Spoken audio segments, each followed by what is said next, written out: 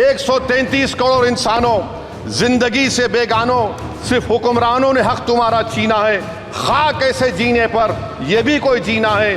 बेशऊर भी तुमको बेशऊर कहते हैं, सोचता हो ये नादान कैसे हवा में रहते हैं। 133 करोड़ इंसानों, कब तक ये खामोशी, चलते फिरते जिंदानों, गरीब खवातीन, नौजवानों, किसानों से रोने की सदाएं आती हैं। जब शबाब पर आकर खेत लहलाता है, किसके नैन रोते हैं, कौन मुस्कुराता है।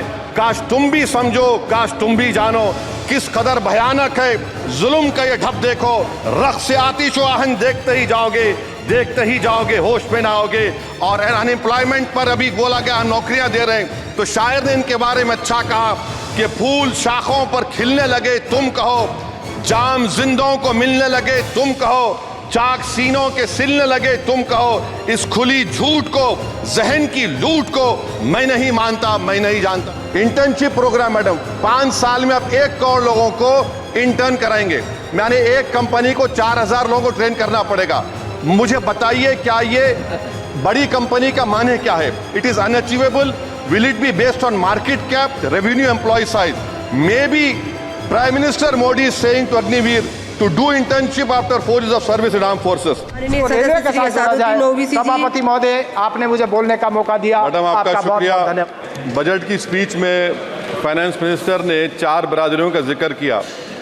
भारत की सबसे बड़ी अक़लियत मुसलमान है, 17 करोड़। मैं हुकूमत से जानना चाहता हूं कि क्या 17 करोड़ मुसलमानों में गरीब नहीं है, नौजवान नहीं है, किसान नहीं है, ख़वातीन नहीं है?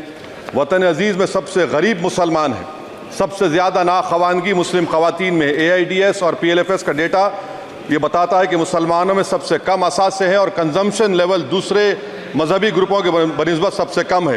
तालीमी इदारों में मैडम 15 और 24 साल की उम्र में भर्ती एनरोलमेंट में मुसलमानों की सिर्फ 29%, शेड्यूल कास्ट की 44%, हिंदू OBC के 51% और हिंदू अपर कास्ट की 59% है। हायर एजुकेशन मुसलमानों का एनरोलमेंट सिर्फ 5% है।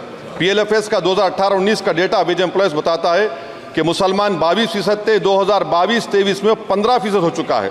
सेल्फ एम्प्लॉयमेंट में मुसलमान, हिंदू, सिख ईसाई ज़्यादा 58.4% है। रेगुलर वेज एम्प्लॉयमेंट में सबसे कम मुसलमान है 15% और कैजुअल लेबर में सबसे ज़्यादा मुसलमान 26% है। तो मुसलमानों का शेयर रेगुलर एम्प्लॉयमेंट में लॉस हो रहा है एम्प्लॉयमेंट का।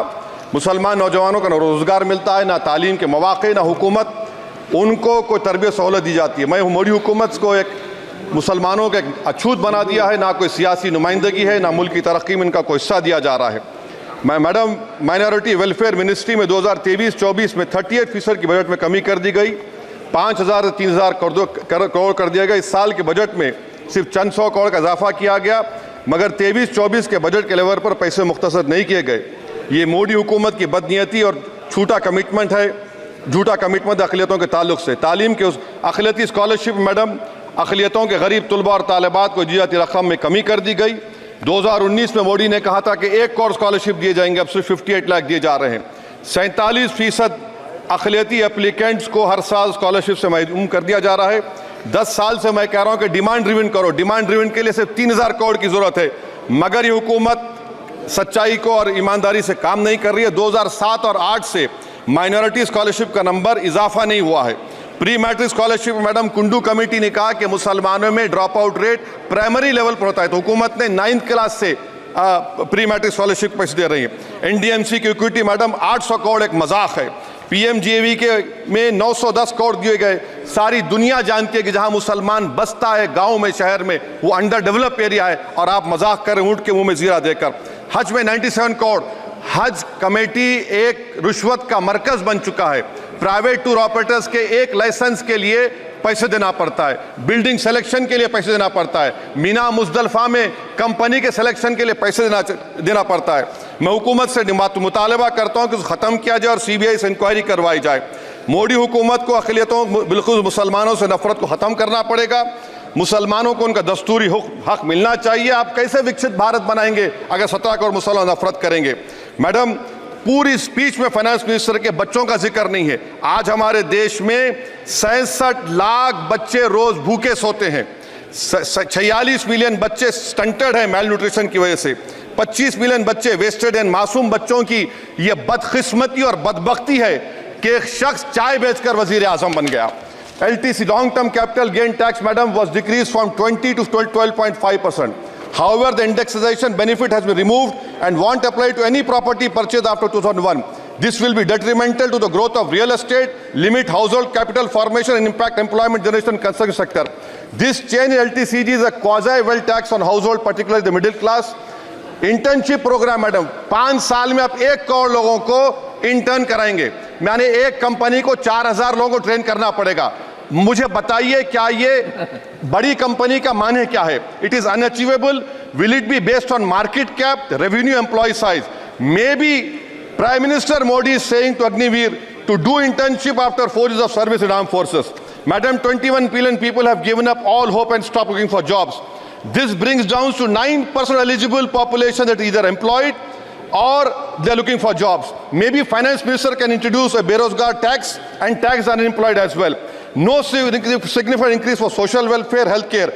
It looks like Prime Minister Modi is saying देश की मिडिल क्लास की संपत्ति पर पहला हक हमारे अलायंस का है. In real terms, when adjusted to inflation, the allocation of health AB PMJ has declined. Modi is saying he said heal in India during G20. The reality is India is hurting. Madam, this government wants to increase FDI from China. Is the Prime Minister not concerned that our armed forces cannot patrol 26 patrolling points out of 65 in Ladakh? Maybe the Prime Minister wants the Chinese monopoly Indian markets. Import from China have crossed 101 billion in 2024. Prime Minister Modi says Khelo India, but in reality the budget has shown that Modi government policy is Jhelo India. गरीब, middle class, farming, city dwellers, men and women, सब मोदी को झेल रहे हैं. Madam, in the current financial year, in February 5th, 15,993 MSMEs have been closed. Total MSCs closed have 35,680. Andhra Pradesh bifurcation. This parliament passed a law. For last 10 years, Modi government has shown their intellectual dishonesty in not giving ITR, IIM, Bayaram Steel Factory, Railway ko Hazipet, recognition of Palmaru as National Irrigation Project. This shows intellectual dishonesty of this government. Madam, I end my speech by quoting a famous poet, and I'm amending certain verses. 133 crore इंसानों, जिंदगी से बेगानों, सिर्फ हुक्मरानों ने हक तुम्हारा छीना है. खाक ऐसे जीने पर यह भी कोई जीना है. बेशऊर भी तुमको बेशऊर कहते हैं. सोचता हो ये नादान कैसे हवा में रहते हैं. 133 करोड़ इंसानों, कब तक ये खामोशी? चलते फिरते जिंदानों, गरीब खवातीन, नौजवानों, किसानों से रोने की सदाएं आती हैं. जब शबाब पर आकर खेत लहलाता है, किसके नयन रोते हैं, कौन मुस्कुराता है? काश तुम भी समझो, काश तुम भी जानो किस कदर भयानक है जुल्म का ये ढब. देखो रख से आतिश आहन देखते ही जाओगे, होश में ना आओगे. और अनएम्प्लॉयमेंट पर अभी बोला गया नौकरियां दे रहे हैं, तो शायर ने इनके बारे में अच्छा कहा कि फूल शाखों पर खिलने लगे तुम कहो, जाम जिंदों को मिलने लगे तुम कहो, चाक सीनों के सिलने लगे तुम कहो. इस खुली झूठ को, जहन की लूट को मैं नहीं मानता, मैं नहीं जानता. शुक्रिया मैडम.